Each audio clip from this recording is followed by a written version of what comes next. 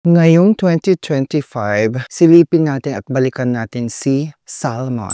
Yes, si Salmon na never akong pinajutang ni Salmon. Nakakaloka. Kahit pinuntahan ko na siya sa mga malls, naghanap na ako ng mga partner stores nila para makapagjutang pero wala pa rin.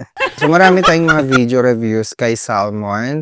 Kung hindi niyo pa panoorin niyo ng mga memorya. Anyways, silipin ulit natin si Salmon. Kasi syempre ako, apply ulit ako, Mima. So, gumamit ako ng ibang number. Ginamit ko yung isa kong number. Tignan natin kung ma-approve tayo. So, ganito ang itsura niya. Siyempre, mag-ask muna siya ng permissions to access your contacts, okay? May device location din, tas photos. For security analytics transactions and customer care daw. While notifications are for alerts and updates. So, kampante naman ako na safe naman si Salmon for me, ha? Kasi legit naman siyang lending kasi syempre, di ba, accredited din siya as CIC as a meeting entity. Okay, so nag-continue lang ako. So, get started kay Salmon and then eto na ang kanyang homepage. Paglagyan ako using my other number. So, ito yung bungad. So, get started, sabi niya ganon. Sa Salmon Credit, a credit line you can use for everything. Okay. So, check natin. So, sino ba itong si Salmon Credit? Ready for shopping, groceries, bills, payments, and unexpected emergencies. Credit limit niya is up to 50,000 pesos. Tapos lumalaki daw siya the more you use it every day.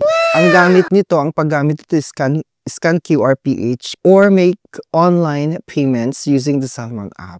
So parang home credit QR to siya kasi pag ginagamit ko yung QR to ko sa home credit app, QR lang talaga. Basta may QR PH siya, pwedeng GCash, Maya, or kahit anong bangko pa yan, basta meron siyang QR PH, papasok yung payment mo.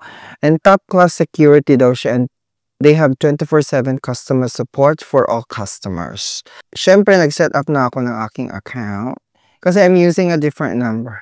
Tell us your name and email. So, first name, email ang kanilang kailangan. Tapos, syempre, magpapadala sila ng 6-digit code sa inyong email to verify your identity. Okay? So, after that, na-verify ko na nag-successful na siya. And then, kinontinue ko na yung application ko. Nag-ask sila ng current address ko wherein I am currently living. So, syempre, nilagay ko dyan yung aking address. And they need more information about my current address. I-provide mo lang yung accurate information to improve your chances of approval daw. And then, syempre, permanent address, same as my current address. And of course, kung ikaw talaga naman naghahanap ng alternatibong cash loan na po pwede mong jutangan in times of difficulties or emergency, o i-consider mo itong si Cash Express kasi meron siyang 0% interest for the first 7 days, Mima. I-take advantage mo na yung Cash Express na yung 0% interest for the first 7 days. Kung kailangan mo ng kaperahan for emergency needs, di ba? Pwede i-consider mo itong si Cash Express as an alternative option for you. And of course, huwag kakalimutan basahin ng terms and conditions bago mag-apply. If you're interested, go ahead and click my link below sa description ng Itechua.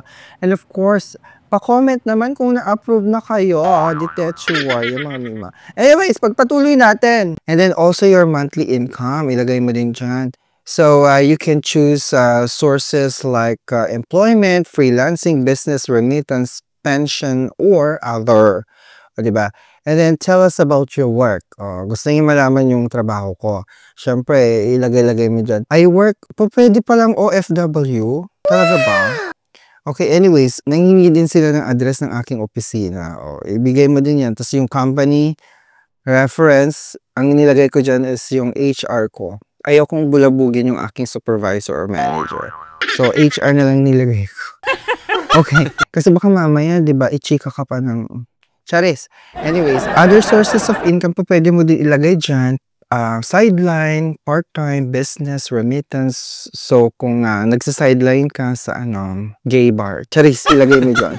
Anyways, additional financial information, pwedeng ilagay dyan, I have a bank account, tas I've had a loan or credit card before, or I still have debt that needs to be paid. Okay, anyways, it's up to you. Pero ang nilagay ko, I have a bank. Yun ang nilagay ko dyan, I have a bank account. Siyempre, pakitang gilas tayo. Baka mamaya mas malaki ang chance na approve tayo kapag dineclare natin na may laman yung bangko ko. Kahit walang laman. Charis lang. Nagpakitang gilas ang ni Maya. So, ayun na nga. So, syempre, nagkunti-kunting yun na ako, tas nanghingi din siya ng reference. Okay, parang character kinembler reference siya. Give a personal reference, sabi niya ganun. Someone who knows you well and can be contacted in case of emergencies. Syempre, nilagay ko dito yung kapatid ko. Oo, tapos tinag ko siya as family member. Tita, sabi, oops, something went wrong. We're already trying to fix this. Alam mo, ilang beses kung ginawa iyan. Oo, yung nilagay ko yung personal reference, pero nag-error siya. Anong mali? May maintenance ba ang Salmon? Bakit ayaw akong padyutangin? Kahit updated na yung app ko, tapos nagbigay naman na ako ng personal reference, may something ba ngayon ang Salmon? Hindi ko alam. Pa-comment naman, Mami, baka may na-encounter kayong same issue. Tapos, syempre, hindi ko na mai-continue tuloy yung aking application process. So, anyways, hindi ko na naituloy. So, anyways, so eto, kasi may mga katanungan talaga na hindi ko rin masasagot directly without even checking yung FAQ ni Salmon. So, sabi niyo, can I get a Salmon Cash Loan? At this time, Salmon Cash Loan is exclusively available to targeted customers that are selected independently by our system. If such an offer becomes available to you, you will receive. So, by invitation pala yung cash loan. So, itong Salmon Credit na in-applyan ko is a revolving credit line. So, para siyang Maya Credit, para siyang G Credit, ganon, or QR, tama, ganon. So, hindi siya maka-cash out. So, it's a revolving credit line using QR. Kung gusto mo magka-cash loan, mag-antay ka na. Mag-aantay ka ng offer. So, kailangan, siguro, pagandahan ng, credit score dito, no? So, dapat good payer ka, you pay on time, walang palya, no late payments, mga ganon, para mabigyan ka ng offer. Siguro ganon siya. Anyways, kung naghahanap ka naman talaga ng alternatibong cash loan at hindi ka ma-approve, kagaya nitong si Salmon, hindi ka ma-approve at sa mga ibang bangko, i-consider mo si Cash Express. Kung first time jutangera ka, recommended ko siya kasi meron siyang 0% interest for the first 7 days. Kung saan hindi ka magbabayad ng interest, free siya, tita, within the first 7 days. Kung baguhan kang jutangera ni Cash Express, mag-register ka lang at mabibigyan ka ng ganyang offer na 0% for the first 7 days. And still subject to approval pa rin siya, ha? Kasi minsan hindi tayo na-approve sa mga bangko, sa mga legit na mga pautangan.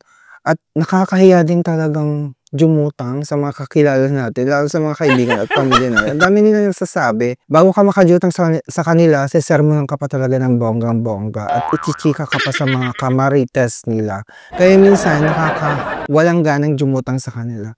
Anyways, wala nga silang interest na ibibigay sa'yo, pero yung pagmamarites pa lang nila sa'yo, interest na yun. Collateral na, tita. So, kaya naman itry mo itong si Cash Express. It's very easy to apply. All you have to do is just to click my link in the description para ma-direct ka na agad dun sa application process nila sa website. Hindi mo na kailangan ng app. Hindi mo na kailangan mag-download mga app na yun. Walang mga permission na hinihingi. So, ibig sabihin, mas safe ang impormasyon mo kasi sa website ka mag-a-apply, diretso na yon. So, hindi na tayo mag-worry kung saan mapapadpad ang ating impormasyon kasi wala namang app na ida-download at mga permissions na hinihingi, hindi ba? So, mas safe yon. Kaya try nyo na si Cash Express. Maraming salamat, mga Memoria. Till our next video, don't forget to subscribe.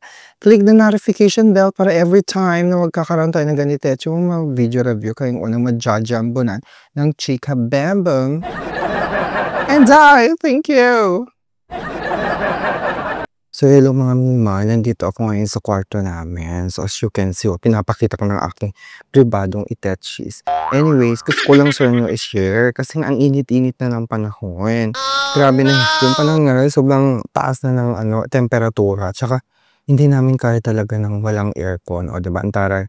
So, actually last year ko pa ito nabili, itong aircon na 'to, and very thankful kasi nga nung nagkaroon na kami ng baby, second baby, napakalaking tulong na. Natutulog pala siya ngayon. Ang himbing-himbing ng tulog niya. Nandiyan siya sa crib, o 'di ba? May sarili siyang kwarto. Anyways, etong aircon na tinutukoy ko yan si LG, ang taray, 'di ba? So, LG dual inverter na ite, okay? So, ibig sabihin, hindi siya magastos sa kuryente. Alright, so dual inverter, tapos 1 HP na yan. 1 HP ba to? Oo. Hindi ko na matandaan kasi last year to nabili around August. Tapos, ganyan yung itsura. Actually, dalawa yung nabili ko niyan. Isa dito sa kwarto namin at saka dun sa kwarto ng aking Junapis sa kabila. And, ang kagandahan nito, mga Mima, nakokontrol mo siya dito sa cellphone. Ay, meron siyang app na ganyan. Ang taray, hindi ba?